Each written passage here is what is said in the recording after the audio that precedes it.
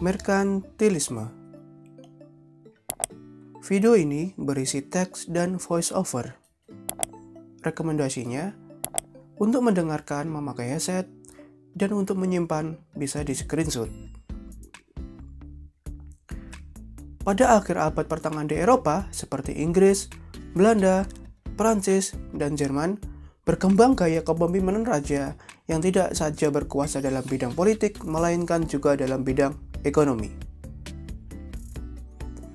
Kekuasaan besar dalam bidang ekonomi itu ditunjukkan agar negara dapat berkembang menjadi negara besar dengan dukungan ekonomi. Pemerintahannya memiliki kekuatan politis untuk mengatur dan menguasai perekonomian. Kondisi itulah yang mendorong timbulnya merkantilisme.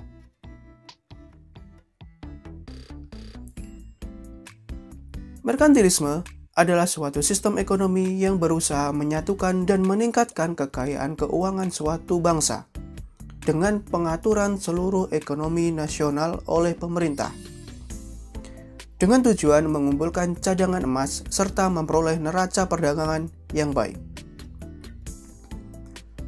mengembangkan industri dan memegang monopoli atas perdagangan luar negeri. Dengan kata lain, merkantilisme merupakan paham politik ekonomi yang bertujuan mengumpulkan kekayaan terutama logam emas sebanyak-banyaknya ke kas negara.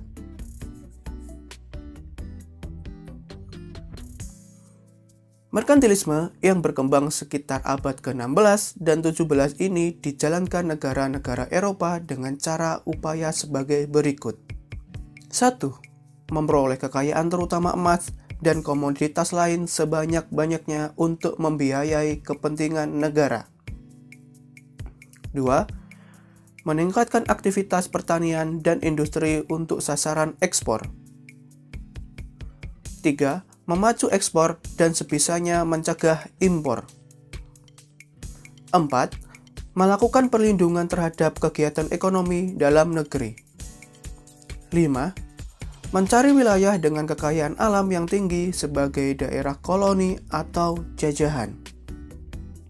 6.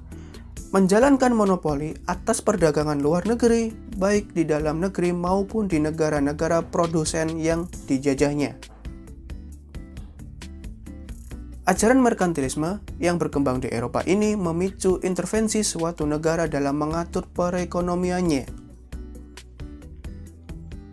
Bahkan, akibat merkantilisme memunculkan sistem kapitalisme. Selanjutnya, kebutuhan akan pasar bagi industri dan kebutuhan bahan mentah serta kekayaan emas akhirnya mendorong terjadinya banyak peperangan di antara negara-negara Eropa.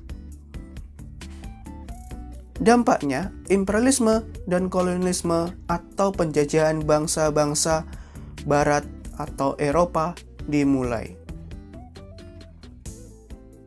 Semoga bermanfaat.